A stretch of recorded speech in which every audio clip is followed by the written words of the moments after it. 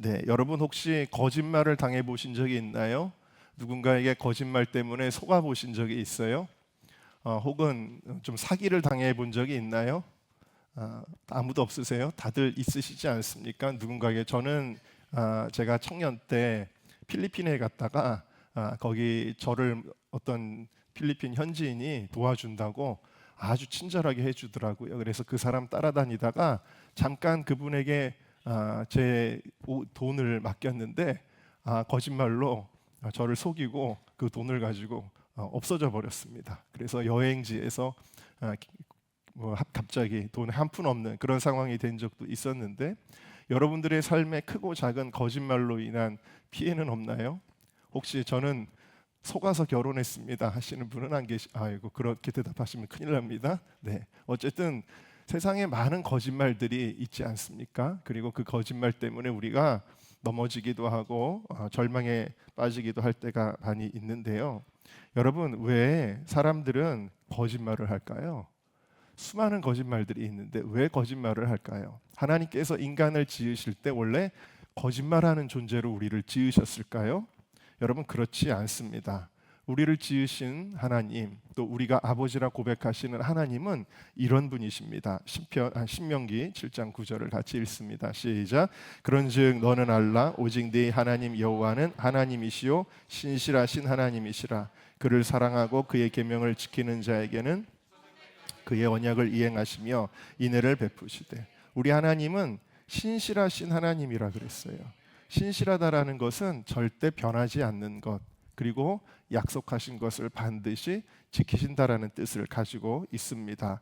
민수기 23장 19절도 읽겠습니다. 시작. 하나님이 사람이 아니시니 거짓말을 하지 않으시고 인생이 아니시니 후회가 없으시도다. 어찌 그 말씀하신 바를 행하지 아니하시며 하신 말씀을 실행하지 아니하시랴.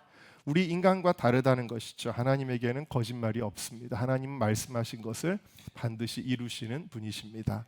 야고보서 1장 17절입니다. 시작. 온갖 좋은 은사와 온전한 선물이 다 위로부터 빛들의 아버지께로부터 내려오나니 그는 변함도 없으시고 회전하는 그림자도 없으시니라.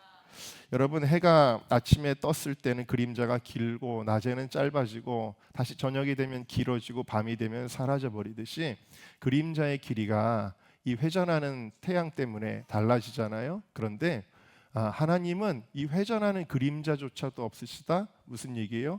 1점도 전혀 변하지 않고 언제나 그대로이신, 아까 우리가 청년들이 찬양을 불렀는데 변찮는 주님의 사랑과, 어제도 우리를 사랑하시고 오늘도 우리를 사랑하시고 앞으로도 우리를 사랑하시는 그 사랑에 변함이 없으신 그 하나님이시다라는 것입니다.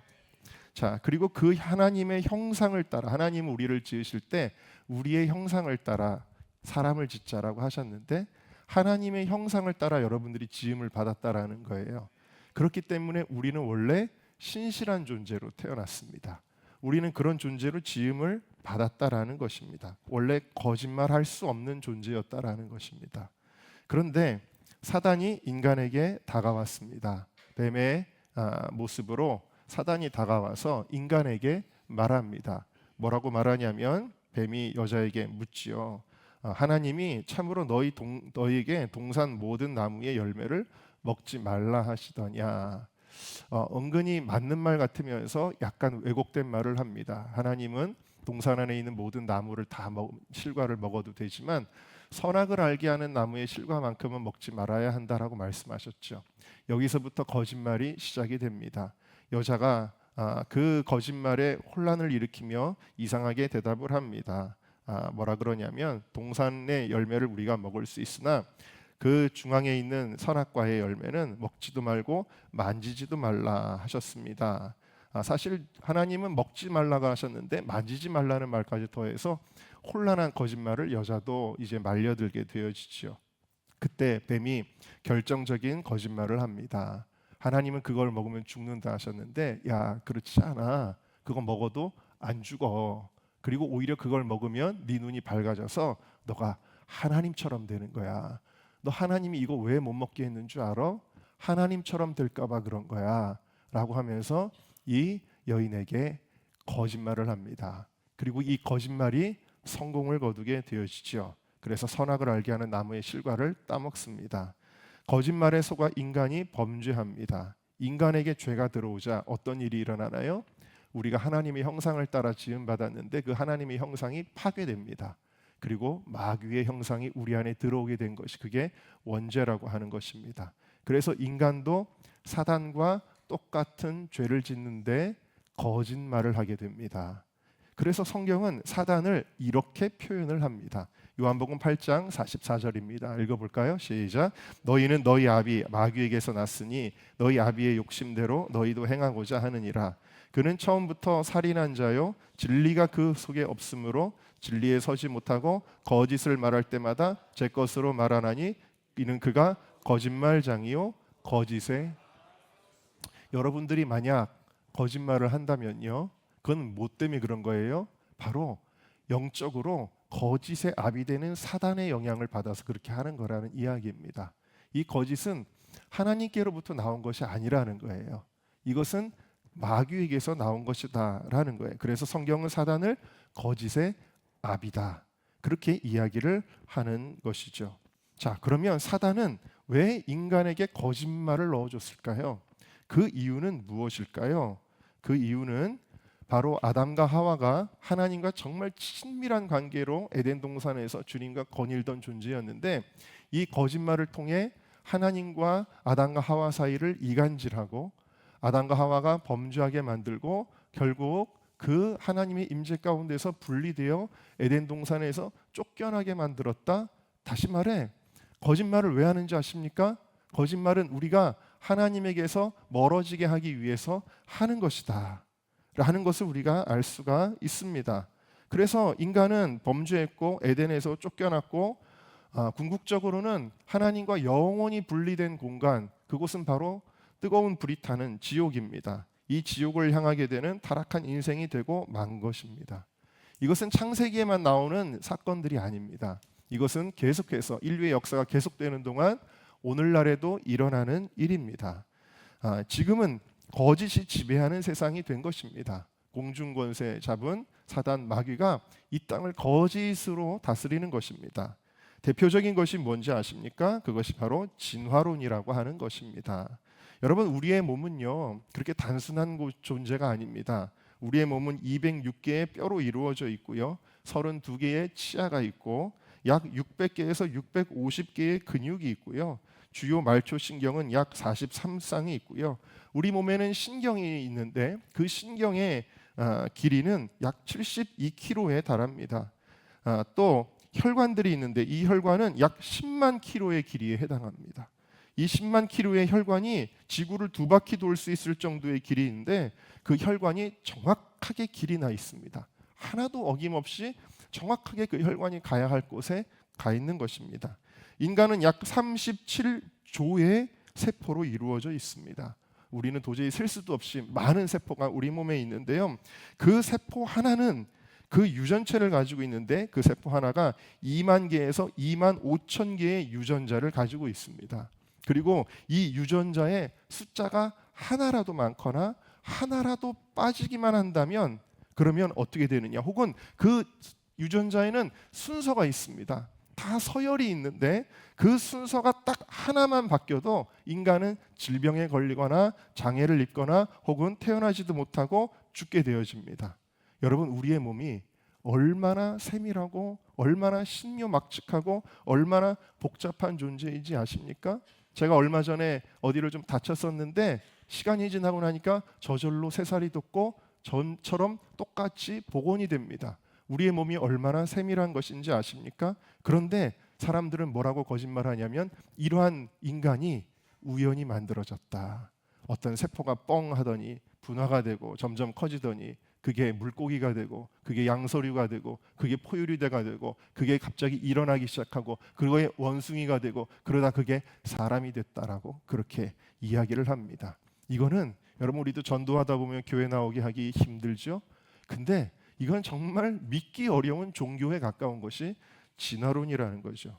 우주학자이자 천체 물리학자인 프레도 호일경은 이렇게 이야기를 했습니다. 생명체가 우연히 만들어질 확률은 폭풍이 막 부는 공장에 막 부품들이 쌓여 있는데 폭풍이 부는 바람에 그 부품들이 막 떠올랐다가 어떻게 척 맞아 떨어져서 보잉 747 비행기가 만들어질 확률보다 적다고 이야기를 했습니다.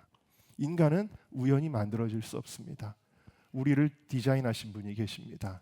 하나님은 우리의 창조주이신데 진화론은 그 하나님을 믿지 못하게 하는 것입니다.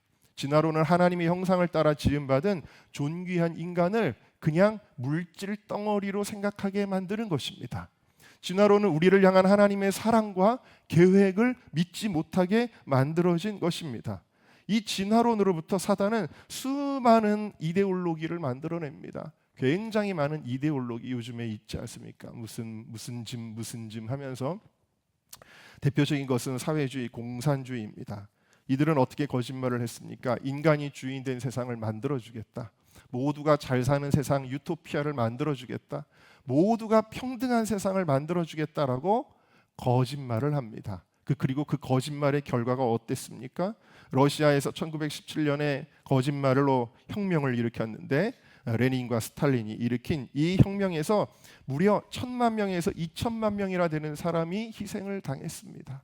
모두가 잘 살게 하는 것이 아니라 모두가 못 살게 하는 것을 넘어서서 수많은 사람들을 죽이고 학살했습니다.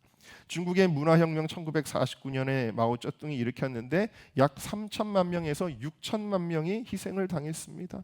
캄보디아에서 크메르르주 혁명이 1975년에 일어났는데 이 폴포트의 거짓말로 인해서 많은 사람들이 열광하고 좋은 세상이 올 거라고 생각했지만 결국에는 그 인구의 20에서 25%, 국민 중에 4명 중에 1명이 다 죽임을 당했습니다. 공산주의의 검은 책이라고 하는 책에 뭐라고 써 있냐면 전 세계 공산주의 체제의 희생자의 숫자는 약 9,400만 명이다.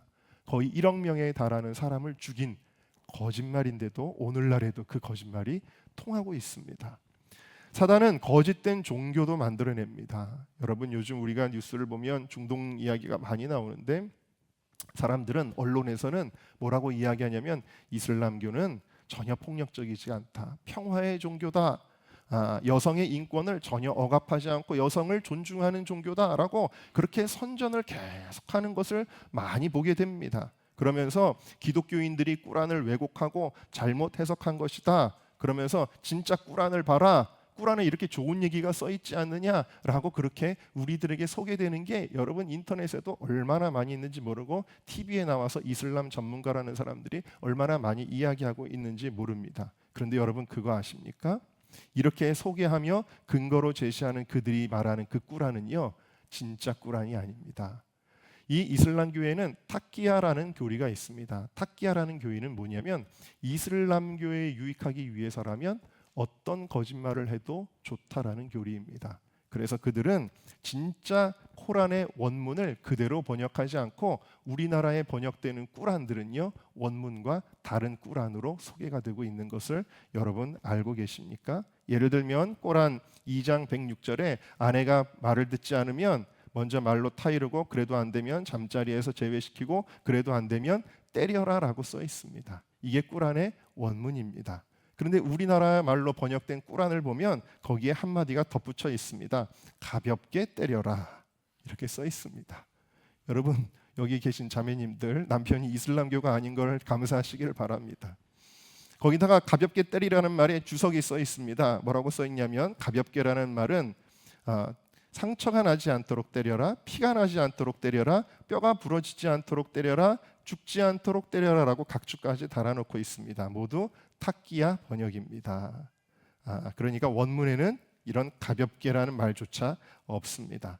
꾸란 자체에 많은 오류들이 있습니다. 성경의 역사와 맞지 않는 그런 다른 이야기들로 꾸란은 가득하고요. 그리고 여러분들이 보시는 뉴스에서 왜 그렇게 이스라엘을 미워할까? 거기에 꾸란에 그런 내용이 있기 때문입니다. 그들은 유대인과 기독교인들은 이슬람을 믿지 않는 한 모든 피조물 중에 가장 사악한 자들이다. 영원히 지옥의 풀무불에서 고통을 당해야 한다라고 교리에 써 있습니다. 교리 때문에 그들은 그렇게 하는 거거든요. 여러분 이슬람교는 평화의 종교가 아니죠. 제가 오늘 이 설교 준비하면서 이거 유튜브로 나가도 되나? 나 혹시 누가 쫓아오는 거 아닌가? 이런 걱정도 되더라고요. 여러분 그리고 가장 진실을 말할 것 같은 곳이 언론인데 가장 거짓말을 많이 하는 곳이 또한 언론입니다. 제가 2000년대 초반에 왜 사람들이 이렇게 기독교에 대해서 악플을 많이 달까?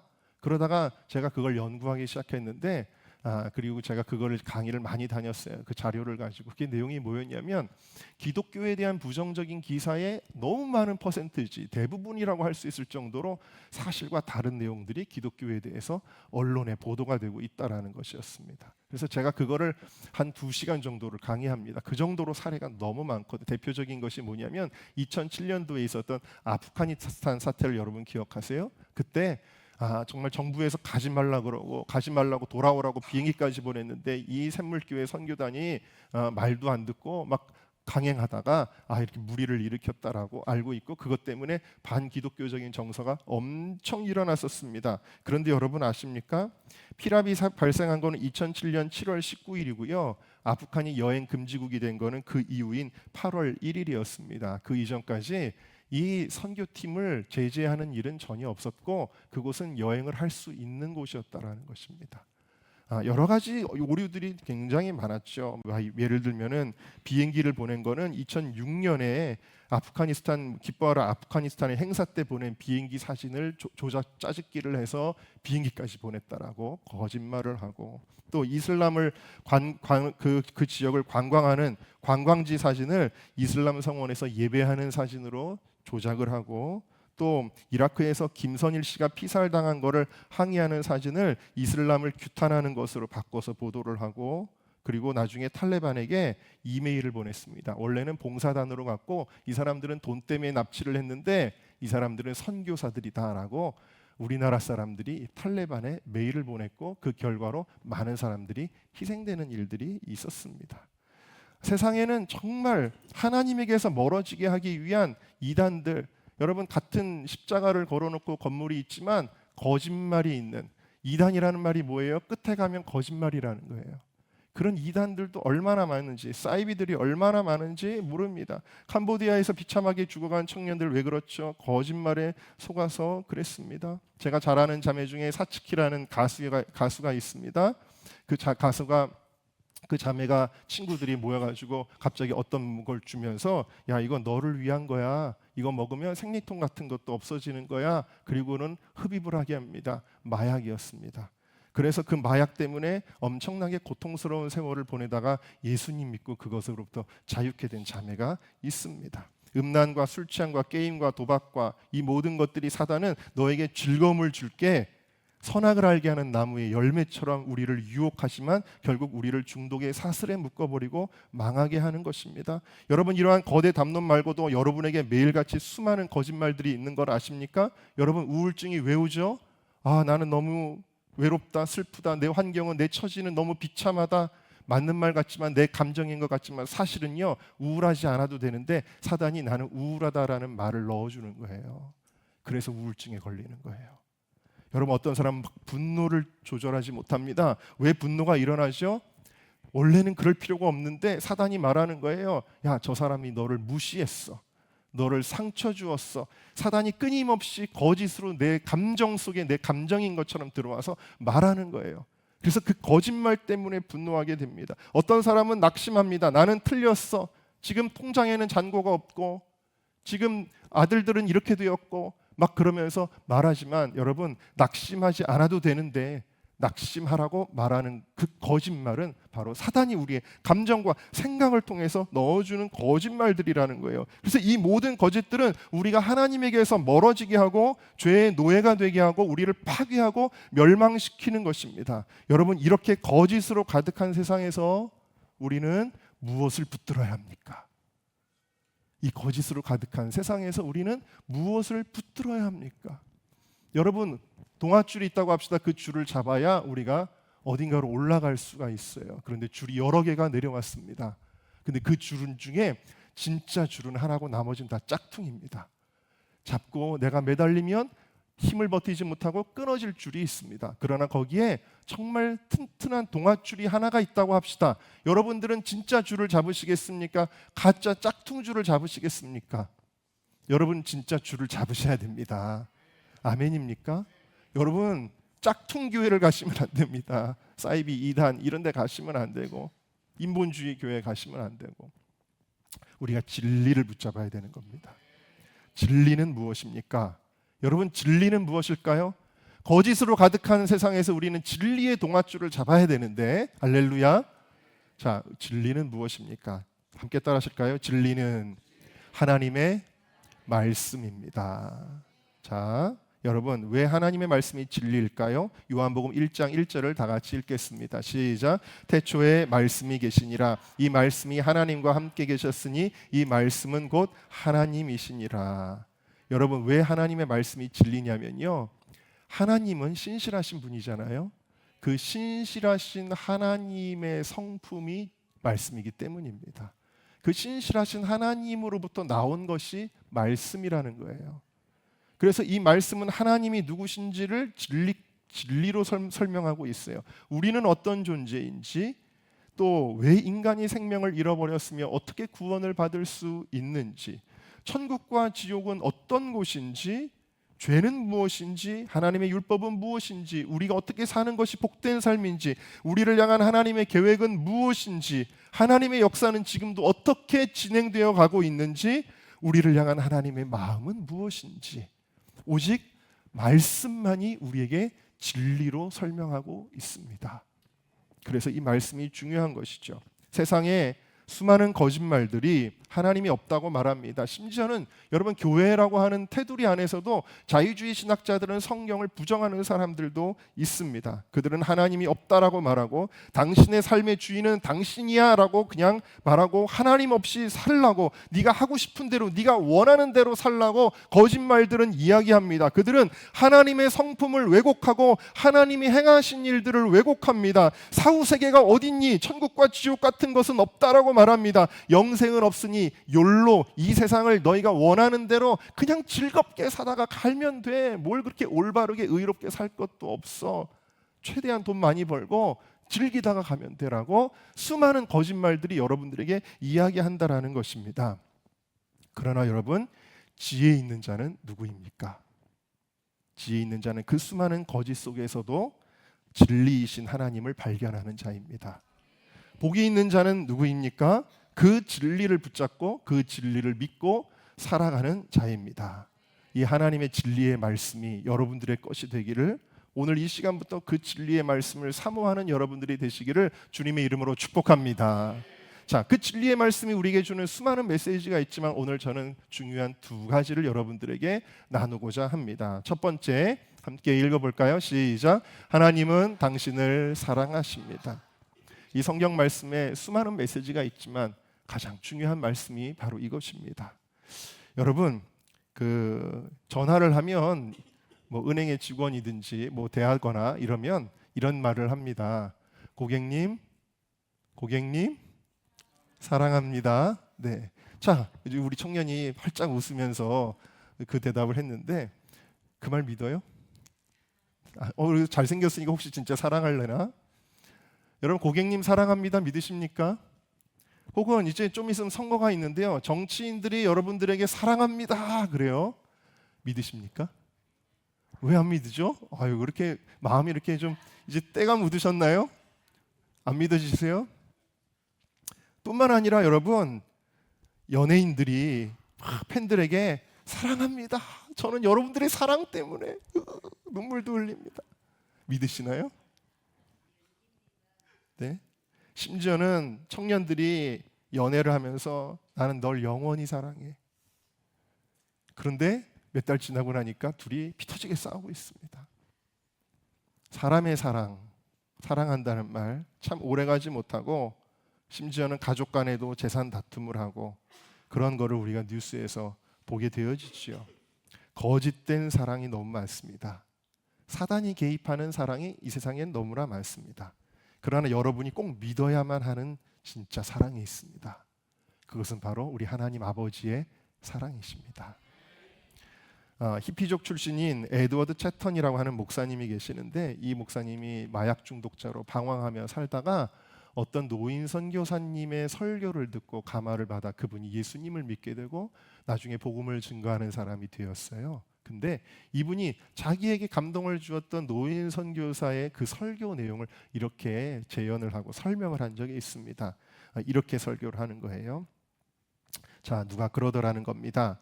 병든 병아리, 여러분 어렸을 때 병아리 키워보셨어요?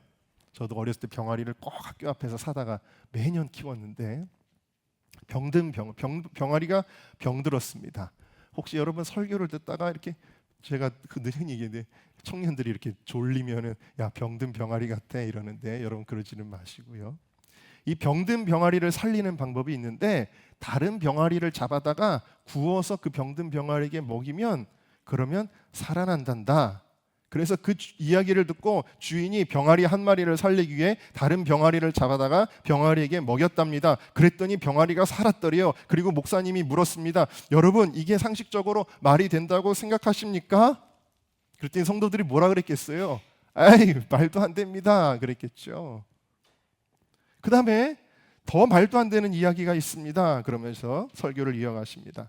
그 병아리가 시름시름 앓다가 병이 들어 죽게 되었습니다. 그런데 어미 닭을 잡아다가 먹이면 산다는 이야기를 듣고 어미 닭을 잡아다가 죽어가는 병아리에게 먹였습니다. 그 병아리가 살아났습니다. 여러분 이게 말이 된다고 생각하십니까?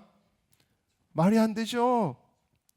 그것보다 더 말도 안 되는 이야기가 있습니다. 병아리가 시름시름 앓다가 병이 들어 죽게 되었습니다. 그런데 제산 목록 1호가 송아지였는데 그 송아지를 잡아서 먹이면 살 수 있다고 해서 잡아서 먹였더니 살아났답니다.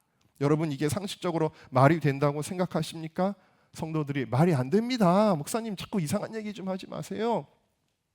그것보다 더 말도 안 되는 이야기가 있습니다. 병아리가 시름시름 앓다가 병이 들어 죽게 되었는데 자식처럼 키우던 애완견 강아지가 있습니다. 우리 강아지 키우시는 분들 죄송합니다.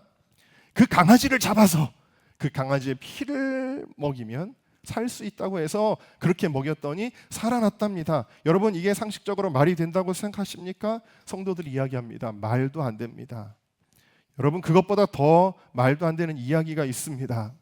병아리가 시름시름 앓다가 병이 들어 죽게 되었습니다. 그런데 그 집 아들을 잡아다가 죽여서 그 살과 피를 먹으면 살아난다라는 이야기를 듣고 그 아들을 잡아 먹이면 살 수 있다고 해서 하나밖에 없는 외아들이지만 잡아서 먹였더니 살아났답니다. 여러분 이게 상식적으로 말이 됩니까? 점점 분위기가 이상해집니다. 말도 안 됩니다. 무슨 말씀을 하시는 거예요?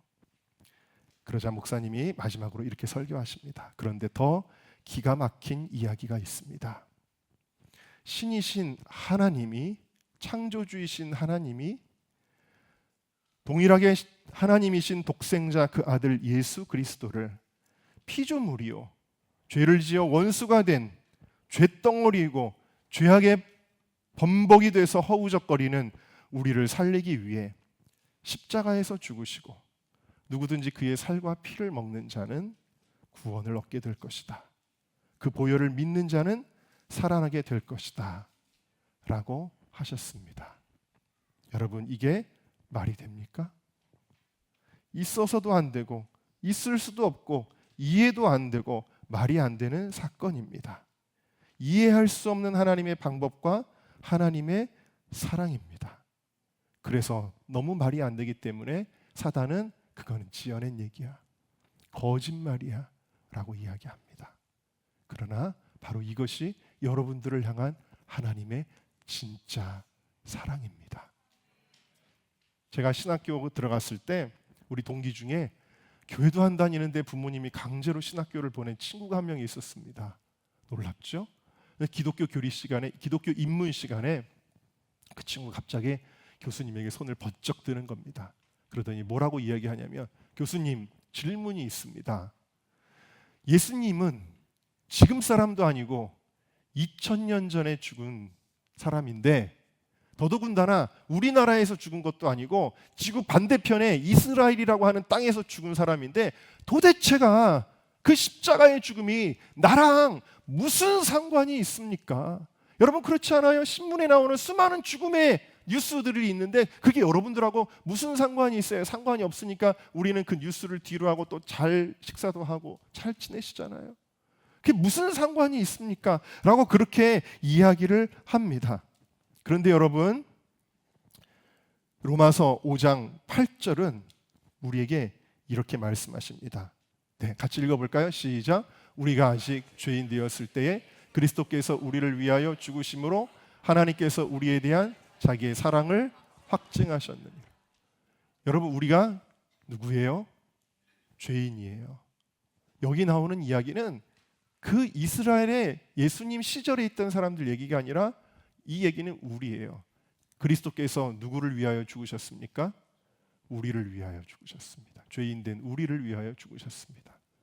그러므로 여러분, 이 십자가는 아무리 2000년 전에 일어난 사건이라고 해도, 아무리 멀리 있는 그 팔레스타인 땅에서 일어난 사건이라고 해도, 이 십자가의 죽음은 나와 상관이 있습니까? 없습니까? 당연히 있지요. 왜? 나를 위해 죽으셨으니까요. 그래서 여러분, 이 십자가의 사건이 보여주는 건 뭐냐? 하나님이 우리를 얼마나 사랑하시는지, 자기의 사랑을 확증하셨다. 이게 진짜 사랑이라는 걸, 말로만 하는 사랑이라는 것이 아니라, 고객님 사랑합니다가 아니라, 주님께서는 이 십자가를 통하여 내가 너희를 사랑하는 것이 진짜다, 내 아들의 생명까지 줄 정도로 진짜다 라고 말씀을 하고 계시는 것입니다.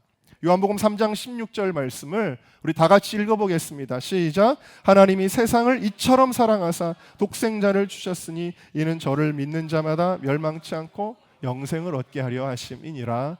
아멘. 여러분들, 이 사랑이 진짜, 하나님이 진짜로 말씀하시는 거예요. 내가 너를 사랑한다. 내가 너를 사랑한다.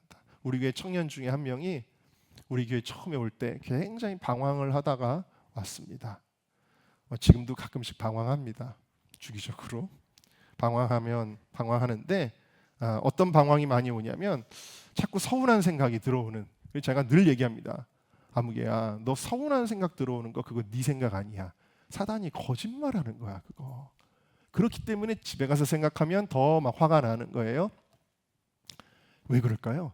마귀가 그걸 계속 묵상하게 해요. 넣어줘요. 야, 오늘 누가 너한테 그거 말한 거 그거 농담 아니야. 그거 뼈 있는 너 골리는 말이야 라고 거짓말을 계속 넣어줘요, 마귀가. 막 그것 때문에 계속 우울증에 빠지고 또 막 분노에 빠지고 막 다 놔버리고 못하고 막 그러다가 그 청년을 우리가 수련회에 끌고 갔습니다. 청년들 수련회.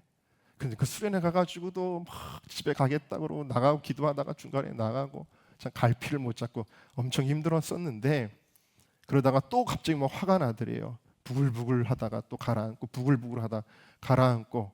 근데 이름표를 딱 보니까 이름표에 이제 조 이름이 있는데 거기 이름표에 인내조. 그래서 그래도 내가 참긴 참아야 되나 보다 그러고 끝까지 앉아 있었던 것이 은혜였습니다. 그렇게 기도를 하다가 하나님이 환상을 보여주시는데, 어떤 환상을 보여주셨냐면 십자가에서 예수님이 피를 흘리는 모습입니다. 그 십자가에서 피 흘리시는 그 십자가 앞에 한 아이가 보이는데, 앞을 보지 못하는 3살짜리 어린아이. 3살짜리 어린아이가 뭘 할 수 있겠어요? 아무것도 할 수 없죠. 거기다가 앞도 보지 못하니까. 그러니까 방황하고 넘어지고 자빠지고 깨지고. 그런데 그 불안해하는 그 아이가 할 수 있는 것은 목이 터져라 힘없이 울며 하나님을 찾는 것뿐이었습니다. 아무것도 보이지 않고 온 세상에 깜깜한 것이 보였습니다. 그런데 그때 하나님이 회개영을 부어주시면서 회개 기도를 하니까 죄를 토하게 되고 마음이 열리게 되고 예수님이 보이더라는 것입니다.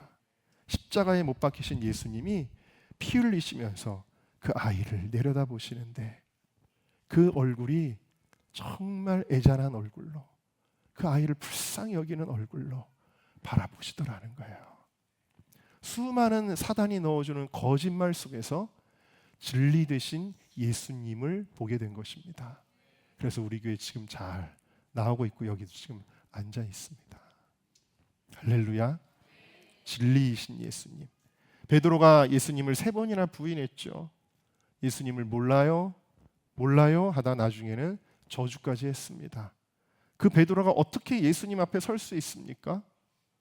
그래서 베드로는 예수님 부활했다는 소식을 듣고도 도망갔습니다. 그런데 그 베드로에게 예수님은 굳이 갈릴리 바다까지 찾아오셔서 묻습니다. 요한의 아들 시몬아, 네가 나를 사랑하느냐? 네가 나를 사랑하느냐? 그랬더니 주님, 제가 차마 옛날처럼 장담하면서 목숨까지 드리겠습니다는 못하겠지만 내가 주님을 여전히 사랑하는 줄 주께서 아시나이다. 그때 예수님이 어떻게 하셔요? 그래, 너는 여전히 내 아들이야. 너는 여전히 내 제자야. 내 양을 먹여라. 내 양을 쳐라. 예수님은 여전히 우리를 사랑하십니다. 사단은 너는 하나님의 사랑을 받을 자격이 없어. 너는 축복받을 자격이 없어. 너는 죄인이잖아. 너는 아무것도 아니잖아. 너는 형편없잖아. 야, 네가 한 일을 사람들이 알게 되면은 사람들 다 너를 싫어할걸? 이라고 말할지라도, 여러분들이 하나님 앞에 결심했던 것들이 무너졌을지라도, 여러분들이 정말 세상에서 방황하고 주님을 떠났을지라도, 변찮는 주님의 사랑과, 여러분, 주님의 사랑은 변하지 않는다라는 것입니다. 여전히 내가 너를 사랑해서, 여러분, 오늘 우리가 여러분들을 부른 게 아니에요. 하나님의 사랑이 여러분들을 이 자리로 부른 것입니다. 여러분, 이 십자가의 죽음을 통해서 확실하게 하나님은 여러분들을 사랑한다라고 말씀하고 계세요. 그리고 이 사랑이 너무 진짜이기 때문에, 너무 진리이기 때문에 이 사랑한다라는 그 고백이, 하나님의 그 사랑의 고백이 이 성경 말씀에 써 있는 거예요. 아까 말씀드렸죠? 말씀이 진리라 그랬잖아요. 이 진리에, 얘들아 내가 너를 사랑한다, 내 아들아 내가 너를 사랑한다라고 성경에 써놓은 것입니다. 그래서 우리가 찬양에 이렇게 고백하잖아요. 날 사랑하신, 날 사랑하신,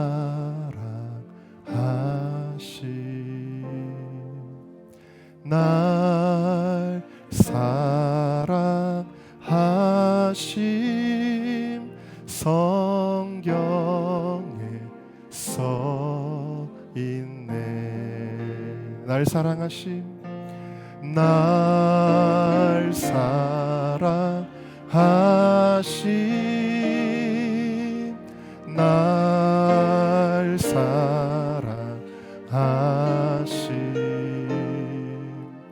날 사랑하심 성경에 써 있네. 할렐루야. 자, 이 말씀, 진리 되신 말씀이 우리에게 주는 두 번째 핵심 메시지 함께 읽어보겠습니다. 시작. 하나님은 당신과 함께 하십니다. 네. 여러분, 하나님이 너를 사랑하지 않아, 우리는 이제 그 말에 동의하지 않을 것입니다. 왜냐하면 그것은 거짓말이고 우리를 사랑한다는 성경 말씀이 진리이기 때문이죠. 자, 그러면 사단은요 늘 거짓말만 할까요? 질문입니다. 사단은 늘 거짓말만 할까요? 아니요. 사단은요 굉장히 사실에 근거한 이야기도 아주 잘합니다. 그런데 여러분, 사실에 근거한 말을 하는데 진리가 아닌 말을 합니다. 자, 그게 도대체 무슨 말일까요? 제가 이것을 한 사건을 통해 여러분들에게 설명해 드리도록 하겠습니다. 성경에서 굉장히 이해하기 어려운 한 장면이 있는데 민수기 13장과 14장에 보면 나옵니다. 이스라엘 백성이 애굽에서 하나님이 건져주셨어요. 그리고 이제 광야를 지나서 가나안 땅으로 들어가야 됩니다. 자, 그런데 가나안 땅에 들어가기 전에 이제 정탐꾼들을 보내서 그 가나안 땅이 어떤지를 보고하는데 10명의 정탐꾼들이 어떤 보고를 하냐면, 야, 큰일 났다, 우리 거기 못 들어간다. 거기에 있는 사람들은 키가 엄청 큰 거인들이고 성벽은 견고하고 그들이 가진 무기는 무시무시하다. 그런데 그들 보기에 우리는 너무 메뚜기처럼 너무 연약하고 우리는 전쟁도 할 줄 모르고 우리는 너무 조그맣다, 우리는 오합지졸이다, 우리는 못 들어간다라고 그들은 그렇게 이야기를 합니다. 여러분, 어떻게 하나님이 역사하셔서 얻은 자유인데, 10가지 재앙과 홍해가 갈라지는 기적과 그것을 통해 얻은 자유인데 그들의 마음속에 뭐가 들어왔냐면 두려움이 들어와요. 엄청난 두려움이 들어와가지고 그들이 뭐라고까지 얘기하냐면, 이제 우리 다시 애굽으로 돌아가자라고 이야기를 합니다. 여러분, 그들의 마음속에 두려움 때문이었어요. 그럼 이 두려움은 누가 넣어준 걸까요? 이 두려움은요, 여러분, 이스라엘을 향한 하나님의 계획을 좌절시키고자 하는 사단이 넣어준 생각이었어요. 두려움은 하나님께로부터 오는 게 아니에요. 사단이 넣어준 거예요. 마귀는 이와 같이 여러분들의 생각, 내 생각인 것 같지만 생각, 감정을 통해서 우리를 공격합니다. 항상 그래요. 분노, 상처, 원망, 두려움, 낙심, 절망. 그래서 여러분, 우리는 이게 도대체 내 생각인지 하나님께로부터 온 생각인지 혹은 마귀가 나를 넘어뜨리려고 넣어주는 생각인지 뭘 해야 될까요? 분별을 해야 돼요. 분별해야 돼요. 자, 그래서 두려움이 막 생기는데 이거는 하나님께로부터 온 게 아니지, 이거는 사단이 넣어준 건지 하고 분별을 하는 겁니다. 자, 그런데 더 큰 문제가 있습니다. 이거 마귀가 넣어주는 생각인데 이 미움의 생각, 제가 너무 미운데 이거는 하나님께로부터 온 게 아니지, 이거는 마귀가 넣어준 생각인지, 그게 분별이 되는데도 불구하고 말이죠, 여러분. 그런데도 불구하고 우리가 알면서도 당할 때가 너무 많이 있습니다. 왜 그럴까요? 마귀가 주는 생각인지 아는데도 왜 당할까요? 그거는 마귀가 하는 말이지만 맞는 말이기 때문에 그래요. 저 가나안의 성읍은 크다, 맞는 말이에요. 그들의 무기는 강하다, 그것도 사실이에요. 우리는 너무 조그맣다, 우리는 오합지졸이다, 그것도 사실이거든요. 마귀가 뭘 근거로 얘기해요? 사실을 가지고 우리에게 말하는 거예요. 너희는 두려워해야 된다 라고 그렇게 이야기를 합니다. 그들과 전쟁을 하면 우리는 능히 그들을 이길 수 없다, 그것도 사실입니다. 우리는 여기서 다 죽게 되었다, 그것도 사실입니다. 이 모든 것이 다 허무맹랑한 얘기가 아니라 너무나도 정확한 팩트를 가지고 마귀가 말하는 거예요. 얼마나 맞는 말인지 산전수전 겪으며 거기까지 왔는데 이스라엘 백성이 밤새도록 울면서 좌절하고 절망합니다. 여러분, 우리는 이 사실에 동의하기 때문에 때로는 절망해요. 통장에 잔고가 없어지고 갚아야 될 빚은 있고, 이게 사실이기 때문에 우리는 절망하는 거예요. 의사가 얘기합니다. 당신은 앞으로 6개월밖에 살지 못할 겁니다. 얼마 전에 제 친구가 췌장암에 걸렸습니다. 아직은 그래도 젊은 나이인데 암에 걸렸습니다. 얼마나 절망이 큰지 전화도 안 받고 완전히 그냥 모든 연락을 다 끊어버렸습니다. 얼마나 절망이 돼요. 왜? 의사가 말한 진단은 사실이니까요. 그의 췌장에 퍼져 있는 암은 사실이니까요. 마귀는 사실을 근거로 해서 우리에게 절망을 넣어주고 상처를 넣어주고, 누군가가 나에게 했던 말, 그 경험, 누군가에게 당한 일, 그게 사실이기 때문에 그 사실을 들이밀면서 우리에게 절망해라, 상처받아라, 두려워해라, 걱정해라, 염려해라, 불안해라 라고 말하는 것입니다. 여러분, 이런 부정적인 생각과 감정들은 하나님께로부터 온 것은 분명히 아니지만 다 사실이고 맞는 말이죠. 그러나 여러분, 이것을 기억하셔야 돼요. 이 모든 말들이 다 맞는 말인 것 같지만, 그러나 사실은요, 다 새빨간 거짓말입니다. 왠지 아세요? 사단이 말하는 모든 것에는 무언가가 빠져 있기 때문이에요. 그게 뭐죠? 하나님이 빠져 있기 때문입니다. 마귀는 하나님이 빠진 이야기만 하는 거예요. 하나님이 없으면 이스라엘 백성들은 가나안 땅에 못 들어갑니다. 그러나 하나님께서 함께 하시면 어떻게 될까요? 갈렙의 고백입니다. 민수기 14장 같이 읽습니다. 시작. 여호와께서 우리를 기뻐하시면 우리를 그 땅으로 인도하여 들이시고 그 땅을 우리에게 주시리라. 이는 과연 젖과 꿀이 흐르는 땅이니라. 다만 여호와를 거역하지는 말라. 또 그 땅 백성을 두려워하지 말라. 그들은 우리의 먹이라. 그들의 보호자는 그들에게서 떠났고 여호와는 우리와 함께 하시느니라. 그들을 두려워하지 말라. 아멘. 여러분, 우리가 믿는 믿음은 그냥 바람이 아니에요. 소망이 아니에요. 현실과 상관없는 우리의 망상이 아니에요. 우리의 믿음은 사실에 기반한 거예요. 그럼 어떤 사실이냐? 하나님이 나와 함께 하신다라는 사실이에요. 할렐루야. 여호수아와 갈렙은 10명의 정탐꾼과 달리 하나님이 함께 하시는 사실을 믿은 거예요. 이 사실을 믿었을 때 10명의 정탐꾼은 가나안 땅에 못 들어갔지만 이 2명은 결국 가나안 땅에 들어가는 사람이 된 거예요. 우리는 무엇을 믿어야 되느냐? 진리를 믿어야 되는데, 그 진리는요, 하나님이 여러분과 함께 하신다라는 거예요. 그것을 여러분들이 믿으셔야 된다라는 거예요. 여러분, 제가 부끄럽게도 몇 년 전에 큰 공황장애에 빠졌었습니다. 그때 코로나 때 목회가 너무 힘들고 정부에서 예배를 드리지 못하게 하는데 제 마음속에 큰 갈등이 있었습니다. 내가 그래도 예배를 이어가야 되는데 그 갈등 속에서 여러 가지 종말론적인 트라우마가 함께 겹치는 거예요. 그러면서 야, 이 세상이 어떻게 될 것인가?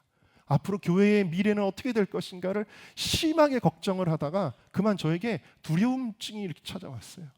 엄청난 공포가 찾아와서 그때 우리 사역자들과 몇몇 청년들은 알고 있지만 제가 거의 열흘 가까운 시간을 밥을 제대로 먹지를 못하고 그냥 제가 유일하게 먹을 수 있었던 게 콜라였습니다. 물론 저희 사모가 제가 콜라 먹는 걸 안 좋아하지만 지금도 콜라 외에는 입에 들어가지 않을 정도로 제가 절망적이었고 심장이 두근두근 거리는데 이게 잠깐 두근거리는 게 아니라 하루 종일 두근거리고 잠을 잘 수가 없는 정말 죽고 싶은 내가 이렇게 병에 걸린 것도 아닌데 허무하게 죽는구나라고 생각을 했었습니다. 그런데 여러분 제가 마음속에 가졌던 이 두려움은요 사단이 넣어준 것인데 근데 제가 왜 당했느냐 그 사단이 말하는 게 다 사실이었기 때문이거든요. 우리가 실제로 보는 성경의 예언과 우리가 보는 뉴스를 접목해 보면 볼수록 이게 다 사실이기 때문에 제 마음속에 더 두려움이 커지는 거예요. 그리고 이 모든 두려움들 이게 다 팩트이기 때문에 두려운 것이 당연했다라는 것입니다. 그러다가 여러분 제가 어느 날 깨달은 게 있어요. 뭘 깨달았느냐? 이 두려움에는 이 사단이 넣어주는 두려움의 생각에는 하나님이 빠져 있었구나. 마태복음 28장 20절을 같이 읽습니다. 시작. 내가 세상 끝날까지 너희와 항상 함께 있음. 여러분 세상 끝날은 무엇입니까? 환난과 핍박과 교회를 향한 이런 어려움들이 정점에 달하는 시대 아니에요? 그렇다고 해서 그 끝날에 하나님이 안 계신 게 아니잖아요. 오히려 하나님이 세상 끝날까지 내가 너희와 함께 있을 것이다. 그러니까 여러분 세상 끝날에 하나님이 함께 하신다면 마지막 때는 복음의 때이며 부흥의 때이며 우리에게 무서운 시대가 아니라 오히려 기대와 설레임이 가득한 시대가 될 수 있다는 것을 제가 깨닫게 된 것입니다. 그 죽음에 대한 공포에서 벗어날 수가 있는 거예요. 왜? 여러분 죽음은 우리에게 두려운 것이죠. 누구나 죽음을 두려워하지만 요한복음 11장은 이렇게 이야기하십니다. 읽어볼까요? 시작. 나는 부활이요 생명이니 나를 믿는 자는 죽어도 살겠고 살아서 믿는 자는 영원히 죽지 아니하리니 너희가 이것을 믿느냐? 죽음은 사실이잖아요. 누구나 죽잖아요. 그래서 다들 두려워하잖아요. 그렇지만 하나님이 빠져 있을 때 두려운 거죠. 하나님이 우리와 함께 할 때는 우리는 부활이요 생명이라는 거예요. 무엇을 두려워할 게 있느냐라는 것입니다. 그래서 여러분 끊임없이 우리에게 주님은 이렇게 말씀하십니다. 이사야 41장 10절입니다. 시작. 두려워 말라 내가 너와 함께함이라. 놀라지 말라 나는 내 하나님이 됨이라. 내가 너를 굳세게 하리라. 참으로 너를 도와주리라. 참으로 나의 의로운 오른손으로 너를 붙들리라. 아멘. 히브리서 13장 5절도 있습니다. 시작. 내가 결코 너를 버리지 아니하고 너를 떠나지 아니하리라. 아멘. 마지막으로 한 이야기를 드리겠습니다. 미국에 수잔 앤더슨이라는 부인이 계십니다. 이분이 시력이 나빠서 수술을 받는데 의료사고 때문에 그만 두 눈을 잃고 말았습니다. 실명을 했습니다. 낙심이 되었습니다. 그러나 남편은 용기를 넣어주며 실명이 된 아내를 직장까지 매일 함께 출퇴근을 시켜 주었습니다. 그런데 어느 날 남편이 아내에게 섭섭한 이야기를 합니다. 여보, 언제까지나 내가 당신과 함께 출퇴근을 할 수는 없잖아. 이제는 당신도 스스로 직장에 가야 되지 않겠어? 그러면서 이제부터는 당신 혼자 출근하세요. 얼마나 섭섭해요? 그나마 의지됐던 남편이 이제 혼자 알아서 출근하라고 하니까요. 서럽지만 그래도 어떻게 해요? 출근하기 시작합니다. 가다가 넘어집니다. 때로는 부딪힙니다. 때로는 너무 서러워서 눈물이 납니다.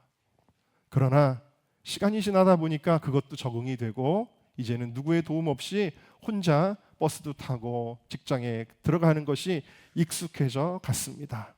그렇게 혼자 다니기 시작한 지 보름이 지났습니다. 버스의 맨 앞자리에 겨우 이제 탔는데 버스 운전기사가 그 부인에게 이렇게 말하는 겁니다. 뭐라고 얘기하냐면 부인은 참 좋겠네요. 아주 좋은 남편을 두셨군요. 매일 한결같이 부인을 보살펴 주는군요. 무엇이었습니까? 알고 보니까 남편은요, 아내가 버스를 타면 그 뒤를 계속 쫓아간 거예요. 아내가 혹시라도 차가 다니는 차도로 잘못 들어가지는 않을까? 어디 웅덩이에 그만 헛디뎌서 빠지지는 않을까? 남편은 말도 안 하고 그 아내의 뒤를 계속 쫓아간 거예요. 그리고 아내가 무사히 회사에 들어간 것을 본 뒤에야 자기 직장에 출근을 했던 것입니다. 아내 보고는 혼자 가라고 했지만 혼자 둔 것이 아니라 뒤에서 늘 지켜보고 살펴본 것입니다. 아내는 보이지 않았지만 보이지 않는 속에서도 남편은 함께하고 있었던 것입니다. 여러분, 우리의 인생에 때로는 넘어지는 것 같고 깨지는 것 같고 부딪히는 것 같고 그래서 너무 외롭고 힘들지라도 진리의 말씀은 이렇게 말씀하십니다. 우리 창세기 28장 말씀을 다 같이 읽어봅시다. 시작. 내가 너와 함께 있어 네가 어디로 가든지 너를 지키며 너를 이끌어 이 땅으로 돌아오게 할지라. 내가 내게 허락한 것을 다 이루기까지 너를 떠나지 아니하리라 하신지라. 야곱이 잠이 깨어 가로되 가옥 가서 과연 여기 계시거늘 내가 알지 못. 우리 함께 기도하기를 원합니다. 하나님은 야곱과 늘 함께 한다라고 말씀하셨습니다. 근데 야곱은 뭐라고 고백했냐면 하나님이 나와 함께 하시는 걸 몰랐어요. 사단은 수없이 거짓말해요. 너는 혼자야. 너는 외로워. 너는 사랑받을 자격이 없어라고 말하지만 주님은 우리에게 말씀하십니다. 저 십자가를 보렴. 그 말도 안 되는 십자가를 보렴. 내 아들의 생명을 다해 너를 사랑한다. 그리고 내가 너를 떠나지 아니한다. 내가 지금도 너와 함께한다. 우리 진리의 말씀을 붙들고 주여 내가 하나님의 그 진리의 말씀, 그 진리의 사랑, 그 진리의 함께하심으로 살아가게 하여 주옵소서. 우리 주여 한번 부르고 통성으로 기도하겠습니다.